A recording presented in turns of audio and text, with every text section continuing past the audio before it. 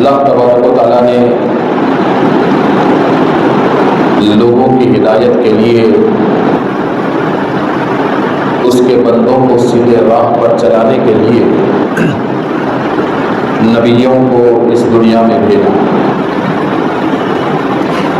اور ہر نبی کا ایک دور رہا اور ہر نبی کی قابل تقلید ایک تاریخ رہی، اور انبیاء کرام نے اس دنیا میں بڑے بڑے ظالموں اور جابروں سے مقابلہ کیا۔ چنانچہ انہی انبیاء کی مقدس جماعت میں حضرت سیدنا ابراہیم خلیل اللہ علیہ السلام، جو اللہ رب العزت کے سب سے معزز اور سب سے مقرب نبی گزرے ہیں، اور اللہ تبارک و تعالیٰ نے اس روئے زمین پر ان کی زندگی میں پروردگار نے عوام الناس کی اصلاح کے لیے اور لوگوں کی تقلید کے لیے بے شمار امتحانات میں اللہ تبارک و تعالیٰ نے حضرت ابراہیم علیہ السلام کو مبتلا کیا، اور اللہ رب العزت کے ہر امتحان میں حضرت ابراہیم علیہ السلام پوری ثابت قدمی کے ساتھ کامیاب ہو کر ٹھہرے۔ میرے دوستو، تاریخ اسلام میں حضرت ابراہیم علیہ السلام کی زندگی اور اسلام کے لیے ان کی جد و جہد، توحید کے لیے ان کی قربانیاں، اور نمرود جیسے ظالم اور جابر بادشاہ سے ان کا مقابلہ آج کے دور کے مسلمانوں کے لیے انتہائی اہم پہلو ہے۔ حضرت ابراہیم علیہ السلام کا دور ایسا خطرناک دور تھا، اور اتنا طاقتور دشمن حضرت ابراہیم علیہ السلام کے سامنے تھا کہ حضرت ابراہیم کا مقابلہ دین کے خاطر، اسلام کے خاطر، وحدانیت کے خاطر، حق کے خاطر حضرت ابراہیم علیہ السلام کا مقابلہ ایک جماعت سے نہیں تھا، ایک قبیلے سے نہیں تھا، ایک قوم سے نہیں تھا، بلکہ مکمل ایک طاقتور سلطنت سے آپ کا مقابلہ تھا۔ اس دور کی حکومت سے آپ کا مقابلہ تھا، اس دور کی ایک بڑی طاقت سے آپ کا مقابلہ تھا، اور اس دور کی ایک بڑی بادشاہت سے آپ کا مقابلہ تھا۔ نمرود یہ ایک ایسا بادشاہ تھا جسے اللہ تبارک و تعالیٰ نے ساری کائنات کی نعمتوں سے نوازا تھا، ہر قسم کی طاقت سے اللہ نے نمرود کو نوازا تھا، اور ایک وسیع اور بڑی سلطنت سے اللہ نے نمرود کو نوازا تھا۔ مگر نمرود اللہ رب العزت کی دی ہوئی نعمتوں میں اتنی غفلت میں مبتلا ہو گیا کہ غرور اور تکبر کا مجسمہ نمرود بن گیا، اور اس کے دل میں ایک جھوٹا یقین آ گیا کہ اب دنیا کی کوئی طاقت اسے ختم نہیں کر سکتی، کوئی طاقت اسے ہرا نہیں سکتی، اور کوئی طاقت اسے کمزور نہیں کر سکتی، اور خود کے خدا ہونے کا دعویٰ شروع کر دیا۔ اور جب نمرود کا ظلم کمزوروں پہ پڑنے لگا، نمرود کی زیادتی کمزوروں پہ پڑنے لگی، اور نمرود کے جھوٹے خدا ہونے کا دعویٰ جب لوگوں میں بڑھنے لگا، ہر طرف گمراہی بڑھنے لگی، اور ہر طرف ظلم و ستم عام ہونے لگا، اور ادھر نمرود اپنی جھوٹی دنیا میں، اپنے جھوٹے تصور میں، اور اپنی ایک کمزور سی سلطنت جسے وہ بڑی طاقتور سمجھتا تھا، اس میں بے فکر ہو کے بیٹھ گیا کہ اب دنیا کی کوئی طاقت مجھے ختم نہیں کر سکتی، اور دنیا کی کوئی طاقت مجھے ہٹا نہیں سکتی۔ ایسے وقت میں اللہ تبارک و تعالیٰ نے جتنا موقع نمرود کو دیا تھا، جب قدرت کا دیا ہوا موقع نمرود کا ختم ہوا، تو پھر اللہ تبارک و تعالیٰ نے نمرود کو اشارہ دیا کہ اب تیری سلطنت ختم ہونے والی ہے، تیری حکومت ختم ہونے والی ہے، تیری طاقت ختم ہونے والی ہے، اور تیرا خدا ہونے کا دعویٰ مٹی میں ملنے والا ہے۔ اللہ نے نمرود کو موقع دیا اور اشارہ بتایا، اور وہ اشارہ کیا تھا؟ سورج ڈوب گیا، رات ہو گئی، چاند نکلا، اور چاند کے ساتھ بے حساب کروڑوں ستارے نکلے،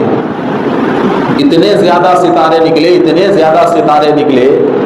کہ زمین سے دیکھنے والا بڑا حیران ہوتا تھا کہ آج آسمان پر کچھ جگہ ہی باقی نہیں ہے، سارا آسمان ستاروں سے سجا ہوا ہے، سارا آسمان روشنی سے سجا ہوا ہے۔ مگر کچھ دیر کے بعد خود یہ نمرود کے سلطنت کے لوگ، اس کی فوج، اس کے سپہ سالار، اور خود نمرود یہ منظر دیکھتا ہے کہ جب سارا آسمان ستاروں سے بھر گیا اور سارے ستارے جب زمین پر اپنی روشنی کو چمکانے لگے، تو تھوڑی دیر میں آسمان پہ ایک ستارہ نکلا،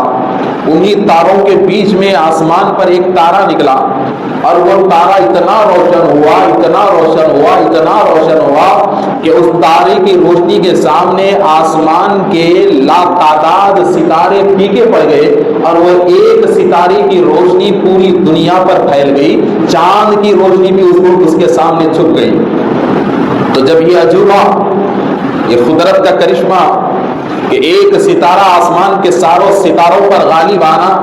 سارے چاند کی روشنی پر ایک ستارہ غالب آنا، اور ایک ستارے کی روشنی کے سامنے سارے آسمان کی روشنی چھپ جانا، جب یہ معاملہ نمرود دیکھا تو نمرود کی زندگی میں یہ پہلی کیفیت تھی، نمرود کی زندگی میں یہ پہلا واقعہ تھا، وہ بڑا حیران ہوا کہ آخر ہوا کیا۔ اگرچہ کہ وہ زمانہ کفر کا زمانہ تھا، بت پرستی کا زمانہ تھا، بے دینی کا زمانہ تھا، مگر اس زمانے میں بھی اللہ نے ایسے لوگوں کو رکھا تھا کہ اگرچہ کہ کفر ان کے پاس تھا مگر وہ ستاروں کے علم کو جانتے تھے، بے دینی ان کے پاس تھی مگر وہ ستاروں کی گردش کو جانتے تھے، علم نجوم کو جانتے تھے، خوابوں کی بہترین تعبیر کے علم کو وہ رکھتے تھے مگر وہ کافر تھے۔ تو اس دور کے سارے ستاروں کی گردش کو جاننے والوں کو، علم نجوم کو جاننے والوں کو، خوابوں کی تعبیر کے جاننے والوں کو، مستقبل کے علم کے جاننے والوں کو، سارے پنڈتوں کو اور سارے سادھوؤں کو جب نمرود نے اپنے دربار میں بلایا اور ساری کیفیت کو بیان کیا کہ ایک ستارہ بھلا اتنا زیادہ روشن کیسے ہوا، اور ایک تارے کی روشنی کے سامنے سارے آسمان کے تارے پھیکے پڑ گئے اور چاند بھی پھیکا پڑ گیا، آخر یہ اتفاق سے ہوا یا اس سے کچھ مطلب ہے؟ اس کی تشریح مجھے چاہیے۔ وہ سارے درباریوں سے سوال کیا، ستاروں کے علم کو جاننے والوں سے، نجوم کے علم کے جاننے والوں سے، خواب کی تعبیر کے جاننے والوں سے۔ تو جب بادشاہ نمرود کے سامنے زبان سے یہ سوال نکلا تو علم نجوم کے جاننے والے، خواب کی تعبیر کے جاننے والے اس کے پاس بڑے ماہر بیٹھے ہوئے تھے۔ انہوں نے کہا کہ اے نمرود، اے ہمارے بادشاہ، یہ کیفیت کو صرف تم نے نہیں دیکھا بلکہ دنیا کی ہر نظر نے دیکھا کہ آسمان کا ایک ستارہ اپنی ساری روشنی کو اتنا پھیلایا کہ ساری روشنی اس تارے کے سامنے پھیکی پڑ گئی۔ یہ سب نے دیکھا۔ تو نمرود نے پوچھا کیا اس کا کوئی خاص مطلب ہے؟ تو نمرود کو کہا گیا ہاں، بہت خاص مطلب ہے اور بہت اہم مطلب ہے، اور یہ ستارہ خاص طور پہ زمین والوں کے لیے نہیں نکلا بلکہ خاص طور پہ بادشاہ کے لیے نکلا ہے، خاص طور پہ نمرود کے لیے نکلا ہے۔ اور کہا کہ اس ستارے کا مطلب یہ ہے کہ آسمان پر جو کروڑوں اور اربوں ستارے جو پھیلے ہوئے تھے وہ تمہاری سلطنت تھی، وہ تیری سلطنت تھی، اور ایک ستارہ جو نکل کر سب کی روشنی کو ختم کر دیا، اس کا مطلب یہ ہے کہ اسی زمین میں، اسی سلطنت میں ایک ایسا بچہ پیدا ہوگا جو اپنے مذہب کی روشنی کو ایسا پھیلائے گا کہ اس بچے کے سامنے تیری سلطنت ختم ہو جائے گی اور ایک مرد تجھے ختم کر دے گا اور تیری سلطنت کو ڈبو دے گا۔ اس کا مطلب یہ ہے۔ تو نمرود نے جب اس تعبیر کو سنا تو بڑا حیران ہوا، کہا کہ میری سلطنت میں، میرے علاقے میں ایسا بچہ پیدا ہوگا۔ اور وہ اکیلا ہوگا اور میری سلطنت کو ختم کر کے رکھ دے گا. کہا ہاں ستاروں کی گردش تو یہی بتاتی ہے, ستارے کی چمک تو یہی تعبیر اور یہی تفصیل بتاتی ہے کہ وہ ایک ہوگا, وہ تنہا ہوگا اور تیری ساری سلطنت کا صفایا کر دے گا. تو جب اللہ نے نمرود کو جب یہ اشارہ بتایا تو سدھرنے کا ایک موقع اس کے پاس تھا, سمجھنے کا ایک موقع اس کے پاس تھا, اللہ کی طرف رجوع ہونے کا ایک موقع اس کے پاس تھا, مگر رب کے دیے ہوئے موقع کو وہ نہ سمجھ سکا اور اپنی طاقت پہ کھڑا رہا, اپنے اختیار پہ کھڑا رہا اور اپنے جھوٹے دبدبے پہ کھڑا رہا اور پوچھا کیا وہ بچہ پیدا ہوا ہے؟ کہا نہیں, پیدا ہونے والا ہے. ابھی تو پیدا نہیں ہوا ہے, پیدا ہونے والا ہے, زمین پر نہیں آیا ہے اور نہ ہی ماں کے پیٹ میں آیا ہے, حمل ٹھہرنے والا ہے اور پیدا ہونے والا ہے. اگر وہ بچہ تیری زمین پر پیدا ہوا تو سمجھ جا تیری سلطنت ختم ہو گئی. تو نمرود کی حکومت کا پاور دیکھیے, اس نے کہا ٹھیک ہے وہ پیدا ہوگا تب میری سلطنت ختم ہوگی, وہ پیدا ہوگا تو تب میرا خاتمہ ہوگا. تو اس نے کہا کہ میں اس بچے کو پیدا ہونے ہی نہیں دوں گا. پوچھا وہ کیسے؟ دیکھیے میرے دوستوں, دنیا کے بادشاہوں کی طاقت سے زیادہ اللہ کی طاقت ہوتی ہے. دنیا کے حکمرانوں کی تدبیر سے بڑی اللہ رب العزت کا حکم ہوتا ہے اور اللہ رب العزت کا فرمان ہوتا ہے. تو میرے دوستوں ذرا دیکھیے, پوچھا کہ کیسے پیدا ہونے نہیں دے گا؟ تو نمرود نے اپنے وزیروں میں اعلان کیا کہ آج کی رات سے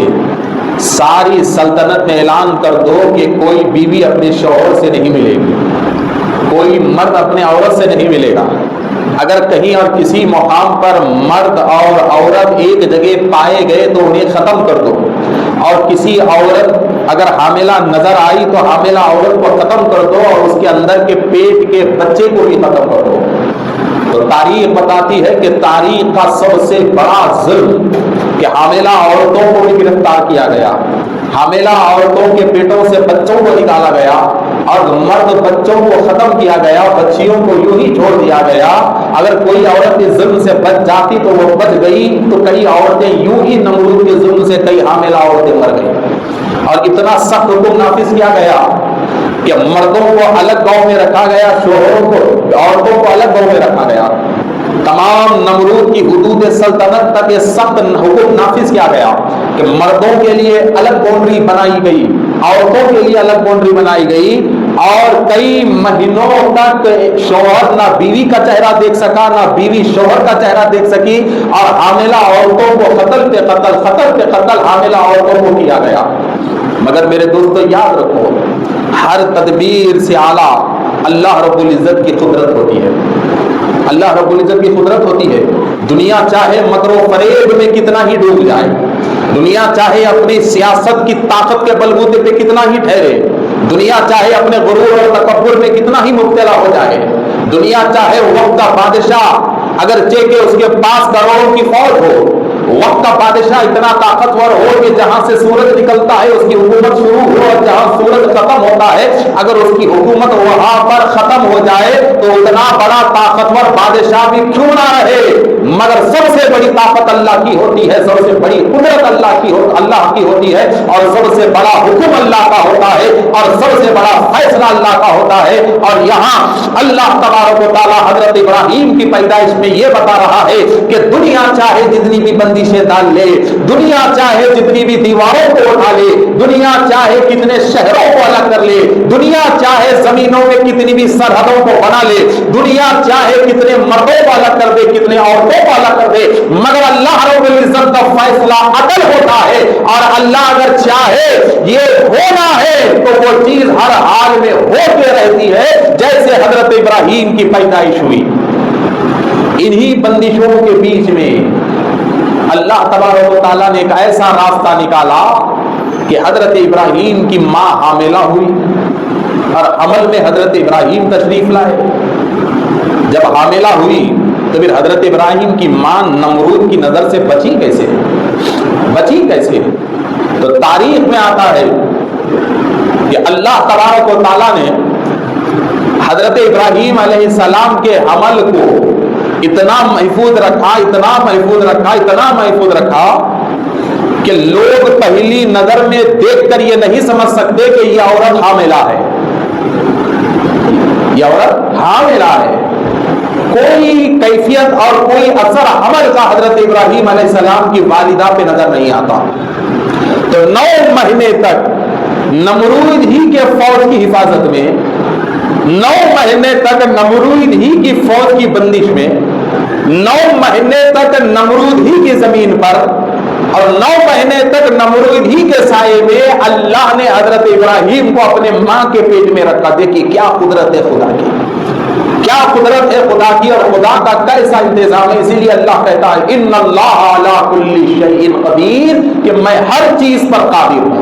मैं हर चीज पर कुदरत रखने वाला हूं। सबसे बड़ा फैसला तुम्हारे रब का होता है, सबसे बड़ी ताकत तुम्हारे रब की होती है। और रब के फैसले के सामने, रब की ताकत के सामने आज तक ना किसी का फैसला ठहर सका है, ना किसी की साजिश ठहर सकी है, ना किसी की चाल ठहर सकी है, ना किसी की हुकूमत ठहर सकी है, ना किसी की सल्तनत ठहर सकी है, ना किसी का हथियार ठहर सका है। बल्कि हर हमेशा अल्लाह की कुदरत गालिब रही है और क़यामत हर हुकूमत पर अल्लाह ही की कुदरत गालिब रहेगी। हुकूमतें और सल्तनतें अल्लाह के बंदों को तो चैलेंज दे सकते हैं, हुकूमतें और सल्तनतें अल्लाह के बंदों पर तो बंदिशें डाल सकते हैं, हुकूमतें और सल्तनतें अल्लाह के बंदों को तो रोक सकते हैं, मगर हुकूमतों और सल्तनतों में यह ताकत नहीं कि वो कुदरत के फैसलों को रोक सके, वो कुदरत के इरादों को रोक सके और वो अल्लाह रब्बुल इज्जत के अता करदा नेमतों को रोक सके। तो एक बात याद रखिए हज़रात मोहतरम, हम ऐसे खातिर मुतलक खुदा के सामने सजदा करते हैं, हमारा अल्लाह इतना खदीर है, इतना खदीर है कि दुनिया की कोई बंदिश हमें अल्लाह से दूर नहीं कर सकती, दुनिया की कोई ताकत हमें अल्लाह की अता से दूर नहीं कर सकती, दुनिया की कोई सियासत हमें अल्लाह के दर से दूर नहीं कर सकती। इसलिए कि सबसे बड़ी ताकत अल्लाह की है और इस दुनिया में सबसे ताकतवर बंदा अल्लाह को मानने वाला बंदा है। इस कायनात में अल्लाह को मानना यह सबसे बड़ी ताकत है, इस कायनात में अल्लाह पर ईमान रखना यह सबसे बड़ी ताकत है, इस कायनात में अल्लाह रब्बुल इज्जत की बारगाह में सजदा रेज़ होना यह सबसे बड़ी ताकत है। इस कायनात में उठते और बैठते ला इलाहा इल्लल्लाह, ला इलाहा इल्लल्लाह, ला इलाहा इल्लल्लाह के ज़र्ब को लगाना यह एक मुसलमान का सबसे बड़ा हथियार है, सबसे बड़ा हथियार है। ये जमीन अल्लाह की है, ये बंदे अल्लाह के हैं और अल्लाह अपनी नेमतों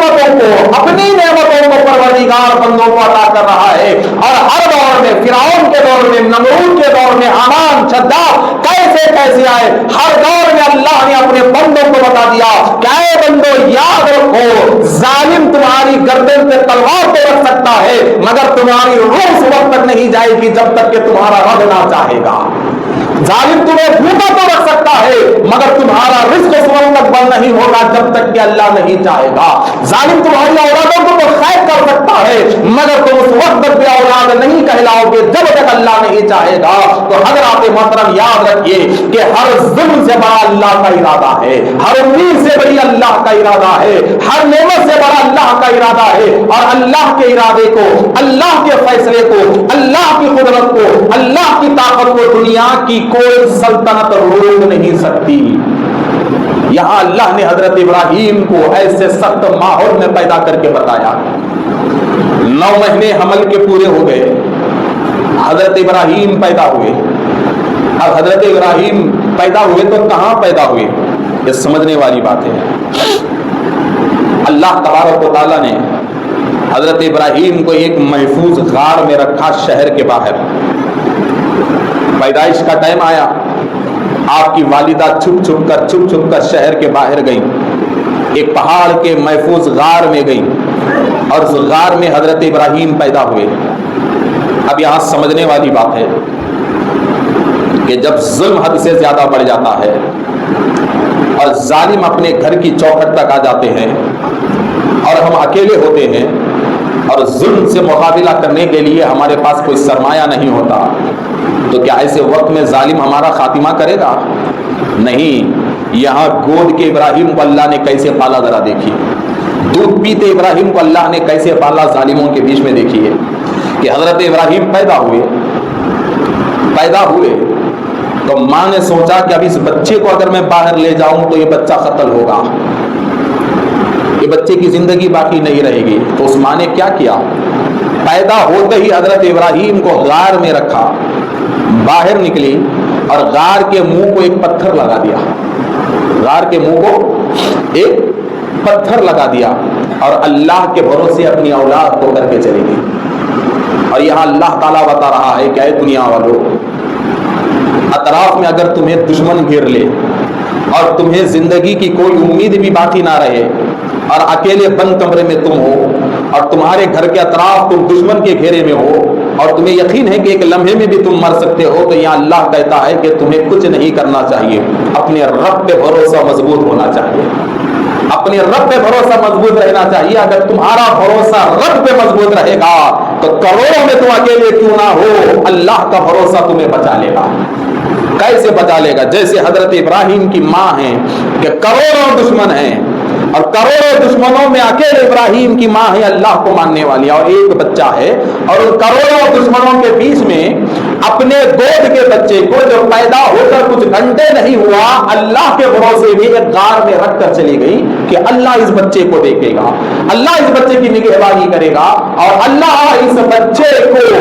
بچے کو اللہ مرنے نہیں دے گا بلکہ میرا رب اس بچے کی حفاظت کرے گا۔ اس بھروسے کے ساتھ واپس چلی گئی۔ تب ہوا کیا؟ تو بڑے مزے کی تاریخ ہے جناب، تاریخ بتاتی ہے کہ حضرت ابراہیم علیہ السلام کی ایسی اعلیٰ پرورش، ہائے ہائے ہائے، ایسی اعلیٰ پرورش کہ دنیا رشک کرتی ہے ان کے بچپنے پر۔ میرے دوستو کیسی پرورش، کئی دن ہو گئے ادھر ماں کا کلیجہ بیٹے کو دیکھنے کو تڑپ رہا ہے، مگر حالات ایسے نہیں ہیں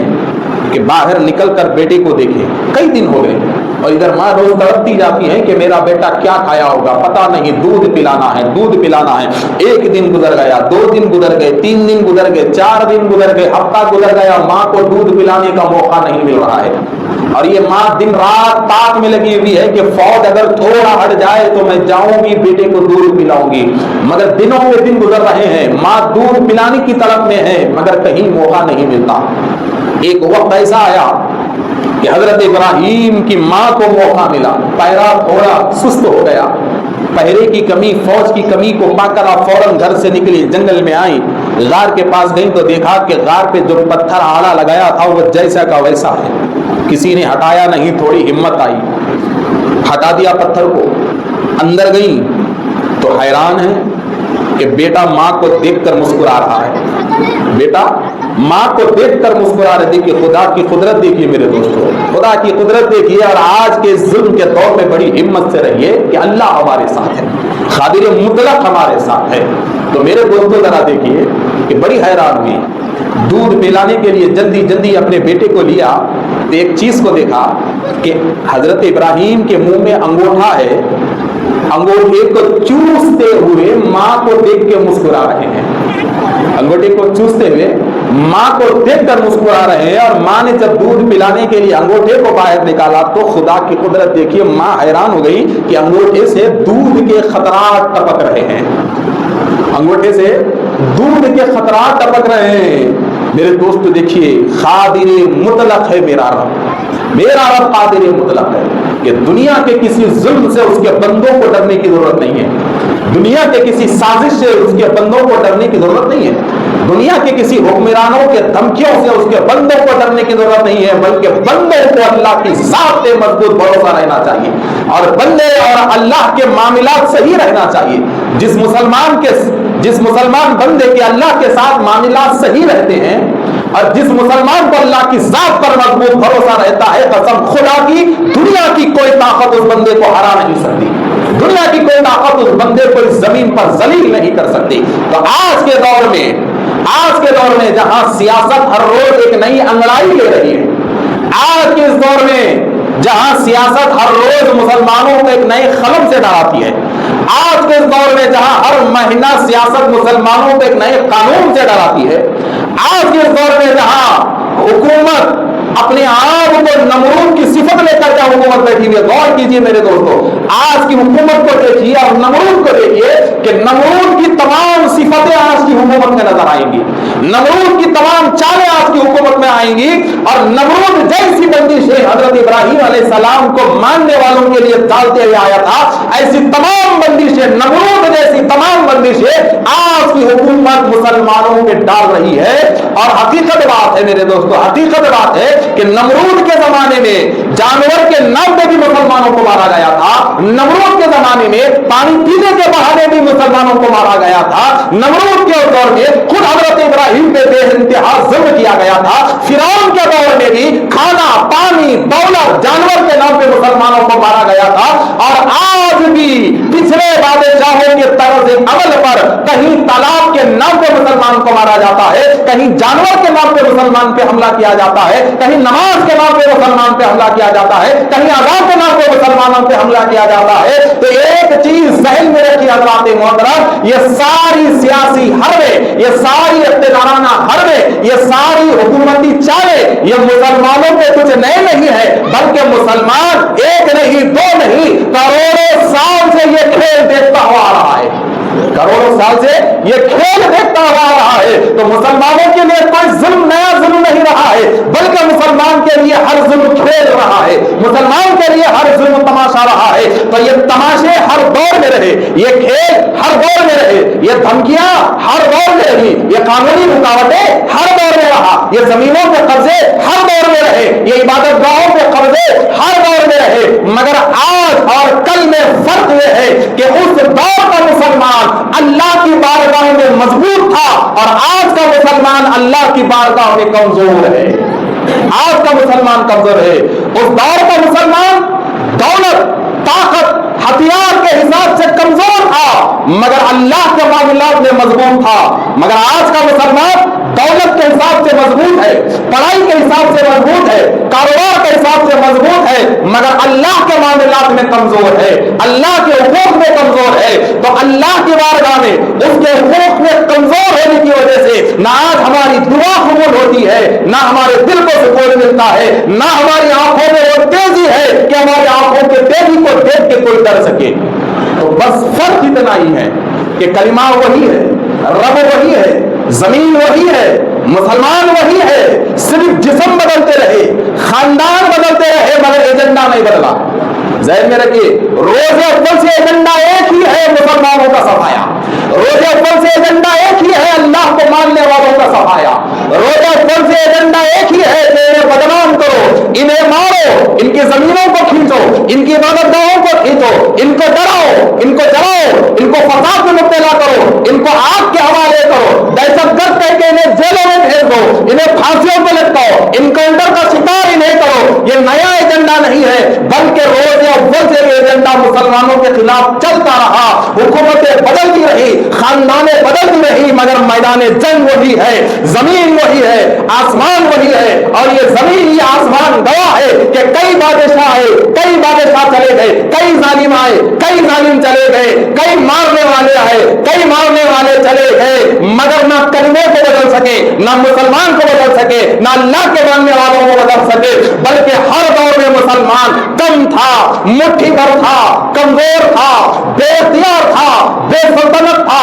बेताज था, बेफौज था, माल उसके पास नहीं था, फौज उसके पास नहीं थी, ताकत उसके पास नहीं थी, मगर था तो एक ही चीज थी, अल्लाह से ताल्लुक उसका मजबूत था, अल्लाह से ताल्लुक उसका मजबूत था, परवरदिगार से रिश्ता उसका मजबूत था, कुरान की तिलावत उसकी जुबान पे रहती थी, अल्लाह के जिक्र से उसका नूर मुनव्वर रहता था, और अल्लाह के लिए वो जीता था, अल्लाह के लिए वो मरता था, और उसका हर कदम अल्लाह और उसके रसूल की खुशी के लिए होता था। तो ऐसे बंदों पे जब जब जुल्म हुआ तो अल्लाह ने जालिमों का सफाया कर दिया। मगर आज जालिम पुराना है, जुल्म पुराना है, एजेंडा पुराना है, मुसलमान भी पुराने हैं, मगर फर्क ये है कि नीयत नहीं है। गौर करो मेरे दोस्तों, ये हकीकत है। कुरान पढ़ो, मैं कुरान का मफहूम आपको बताता हूं। सारे जालिमों को कुरान में देखो, सारे जुल्मों को कुरान में देखो, हर चीज पुरानी है, हर चीज पुरानी है, कोई नया एजेंडा इस्तेमाल नहीं हो रहा है। उस दौर में भी जमीनें ली गई, उस दौर में भी मारा गया, उस दौर में भी जेलों में डाला गया, उस दौर में भी जलाया गया, उस दौर में भी गर्म पत्थरों पे सुलाया गया, उस दौर में भी जंजीरें पहनाई गई, उस दौर में भी औरतों को मारा गया, उस उस दौर में भी नौजवान बच्चों को जेलों में डाला गया, उस दौर में भी पानी बंद कर दिया गया, कुओं पे कब्जा हुआ, कानून के नाम पे नए खवानीन पुराने जमाने पर भी लागू किए गए। मगर तारीख बदलाती है कि पुराने जमाने में मुसलमान टिका, कानून नहीं टिका, मुसलमान टिका, जाबिर नहीं टिका, मुसलमान टिका, जालिम नहीं टिका, मुसलमान ठहरा रहा, जुल्म चला गया, मुसलमान ठहरा रहा, सल्तनत चले गई, मुसलमान ठहरा रहा, तलवार चले गई, मुसलमान ठहरा रहा, हथियार चला गया, मुसलमान ठहरा रहा, काला कानून चला गया, मुसलमान ठहरा रहा, जालिम व जाबिर का सफाया हुआ, मुसलमान ठहरा रहा, मारने वाला चला गया, मुसलमान ठहरा रहा, जलाने वाला चला गया, मुसलमान ठहरा रहा, जमीनों पे कब्जा करने वाला चला गया, मुसलमान ठहरा रहा, जेलों को भरने वाला चला गया, मुसलमान ठहरा रहा, मैदान जंग की जमीन को लाल करने वाला चला गया। तो वजह क्या है? वजह यही है कि दुश्मन तो पुराना है मगर उनकी नीयतें अच्छी थी, उनमें इखलास था, अल्लाह से मामला उनका अच्छा था, अल्लाह से ताल्लुकात उनके अच्छे थे, तो अल्लाह के मामले ने उन्हें ठहरा कर दिया। इबादत हथियार बन के ठहरी रही, जिक्र हथियार बन के ठहरा रहा, तिलावत कुरान हथियार बन के ठहरी रही, अल्लाह की जात पे भरोसा हथियार बन के ठहरा रहा, इश्क मुस्तफा हथियार बन के ठहरा रहा, अल्लाह की मोहब्बत हथियार बन के ठहरी रही, उनकी नफिलें हथियार बन के ठहरी रही, उनका हज हथियार बन के ठहरा रहा, उनका उम्रा हथियार बन के ठहरा रहा, उनकी सच्चाई हथियार बन के ठहरी रही। आज देख लो वही पुरानी तारीख दोहराई जाती है। जालिम तो पुराना है, चाल तो पुरानी है, इस्लाम भी पुराना है, मुसलमान भी पुराना है, मगर अफसोस कि हमारे पास ना इखलास का हथियार रहा, ना इत्तेफाक का हथियार रहा, ना शुक्र खुदाबंदी का हथियार रहा, ना अल्लाह के रब की बारगाह में सजदे का वो हथियार रहा, ना इश्क़ रसूल की वो दीवार रही, ना मोहब्बत खुदाबंदी का वो ताल्लुक रहा। तो बताओ जालिम कैसे रुकेगा? जालिम कैसे रुकेगा? तो मुसलमानों याद रखो, मैं बार बार ये जुमला दोहराता हूं कि आज के दौर में, आज के जमाने में मुसलमानों को कोई रहनुमा नहीं है सियासी तौर पर। यह हकीकत बात, और हो सकता है मेरी बात से कुछ लोग मुखालिफत में उतरेंगे, मगर मैं हकीकत कहता हूं कि आज के जमाने में मुसलमानों का कोई सियासी तौर पर सच्चा रहनुमा नहीं है। और अगर कोई एकाध इंसान, अगर हमारा कोई सच्चा रहनुमा है और हमारी मदद को करता है, तो याद रखो उसी सियासत के मैदान में हजारों उसके दुश्मन होंगे, हजारों उसके दुश्मन होंगे और उसे ऐसे फंसाएंगे कि वो हम तक पहुंच ही नहीं सकता, मजबूरियों में वो जकड़ा रहता है। तो आज के इस दौर में सियासत पे भरोसा करना मुसलमानों के लिए सबसे बड़ी बेवकूफी है। यह हकीकत कह रहा हूं, यह बड़ी कड़वी बात है। आज के बदलते हालात में मुसलमान सियासत पे भरोसा करना यह सबसे बड़ी बेवकूफी है। और आपने देखा होगा, नौजवान नस्ल से मैं कहता हूं कि सियासत पे भरोसा ना बाबरी मस्जिद दिला सकी, ना सियासत पे भरोसा संबल हमें वापस दिला सका, सियासत पे भरोसा ना हमें कोई ईदगाह वापस दिला सका, सियासत पे भरोसा ना हमें कोई हुकूक वापस दिला सके, और ना सियासत पे भरोसा आज तक 12% रिजर्वेशन हमें वापस दिला सका। तो जब सियासत पे भरोसा नहीं तो क्या करना चाहिए? मैं बड़ी कड़वी बात कहता हूं मेरे दोस्तों, बड़ी कड़वी बात, कि हम मुसलमान हैं इस हिंदुस्तान में, इस सरजमीन पर हम सेकंड सिटीजन नहीं है, बल्कि हम बराबर के हकदार हैं। हम बराबर के हकदार हैं, हम दूसरी कौम नहीं है, बल्कि हम यहां बराबरी का हिस्सा रखने वाले हैं, बराबरी का हकदार रखने वाले हैं, और एक बड़ी जमात रखने वाले हैं, एक बड़ा सरों का समंदर रखने वाले हैं। और अंदाजे के मुताबिक अगर गिना जाए तो झूठा अंदाजा ही सही 30 करोड़ की ताकत हम रखते हैं, 30 करोड़ की ताकत हम रखते हैं। तो कभी आपने ये सोचा है कि 30 करोड़ की ताकत होने के बावजूद वक्त की जमीनी हाथ से जा रही है? 30 करोड़ की ताकत होने के बावजूद आज हमारी हालत ऐसी है कि 1 एकड़ कब्रिस्तान के लिए हम नहीं ले सकते। 30 करोड़ होने के बावजूद हमारी हालत ऐसी है कि 100 गज मस्जिद की जमीन के कब्जे को हटा नहीं सकते। 30 करोड़ की ताकत होने के बावजूद आज हमारी हालत ऐसी है कि एक वक्त के मलगी को हम खाली नहीं करा सकते। 30 करोड़ की ताकत होने के बावजूद आज हमने कमजोरी ऐसी है, ऐसी कमजोरी है कि हमारी जायदाद के कब्जे को हम नहीं हटा रहे हैं और उल्टा हमारी जायदादों को लूटा जा रहा है। तो इसकी वजह क्या है? इसकी वजह यह है कि 50 साल से ये 30 करोड़ के सरों ने हिंदुस्तान में अपने आप को सियासत के हवाले कर दिया, अपने आप को सियासी सिलेंडर कर दिया, और सियासी सिलेंडर में हम इतना फंसे रहे कि पार्लियामेंट को हमारा मुकद्दर समझ गए, सियासी कायदीन को हमारा मुकद्दर समझ गए, सियासी जलसों को हमारा मुकद्दर समझ गए, सियासी लीडरों को हमारा मुकद्दर समझ गए, और आज आंख मूंझ कर बैठने की वजह से नुकसान हमारे सामने आ रहा है। ऐसे आंख हमारी बंद रही तो याद रखो कसम खुदा की कल हमारी औलाद के लिए जीना मुश्किल हो जाएगा। तो करना क्या होगा? तो करना एक ही है कि पहले सफों में इत्तेहाद पैदा करना होगा, सफों में इत्तेहाद पैदा करना होगा। देखिए कल जलसा है, इतवार को जलसा है all India Muslim personal law board का, है ना जलसा, कल जलसा है। कोर्ट में, सुप्रीम कोर्ट में 3 दिन से मुसलसल नॉन स्टॉप पेशी चलती जा रही है, कभी ऊपर कभी नीचे, कभी ऊपर कभी नीचे, मामला होते चले जा रहे हैं सुप्रीम कोर्ट में। और इतवार के दिन जलसा रखा गया है, उस जलसे में होगा क्या? दर्दमंद हजरात, बड़े बड़े उलमाए दीन, मशाइखिन इकराम दर्द रखकर बड़ी दूर से आएंगे, अपने दर्द को बयान करेंगे, अपने मकसद को बयान करेंगे, मगर कौम क्या करेगी? आज हमारे पास एहतजाज सिर्फ झंडा पकड़ने का नाम हो गया है। आज हमारे पास रैली, सड़कों पे बैठकर हारन मारकर चिचोड़ोपन का नाम हमारे पास रैली हो चुकी है। हकीकत कह रहा हूं कि कई रैली हम निकाले हैं, वक्त तरमीमी बिल की सिवाय चिचोड़ेपन के रैलियों में कुछ नहीं हुआ है। दर्दमंद कायदीन नुकसान के आंसू बहाते रहे,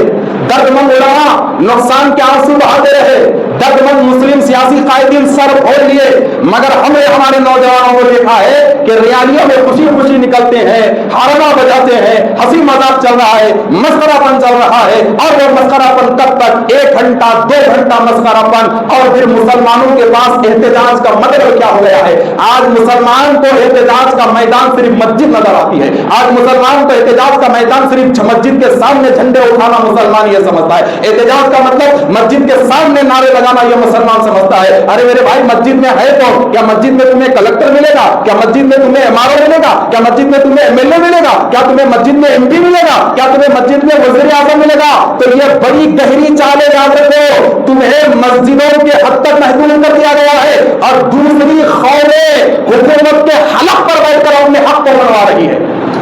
हुकूमतों के हलफ पे बैठकर अपने हक को मनवा रही है। वक्त बहुत जरूरत है। बस मैं इतनी आखिरी बात कहूंगा कि मेरे दोस्तों, हालात बड़े नाजुक हैं, इत्तेहाद की जरूरत है, जिद्दोजहद की जरूरत है, लड़ने की जरूरत है, और मजबूत ताकत के जरिए हुकूमत को झुकाने की जरूरत है। तो ऐसे मस्खरेपन से कोई हुकूमत नहीं झुकती, ऐसे हंसी मजाक से कोई हुकूमत नहीं झुकती। नौजवानों, जलसों में हंसी मजाक से मत जाओ मेरे दोस्तों, रियालियों में हंसी मजाक से मत जाओ। जो सफेद बाल वाले तुम्हें जो जलसों में बुला रहे हैं ना, जो सफेद बाल वाले जो तुम्हें रियालियों में बुला रहे हैं ना, वो तो कल मर जाएंगे, मगर तुम्हारे मुस्तकबिल के लिए तुम्हें बुला रहे हैं, तुम्हारे मुस्तकबिल के लिए तुम्हें बुला रहे हैं। तो इंशाअल्लाह आने वाले जुमा तफसीली बात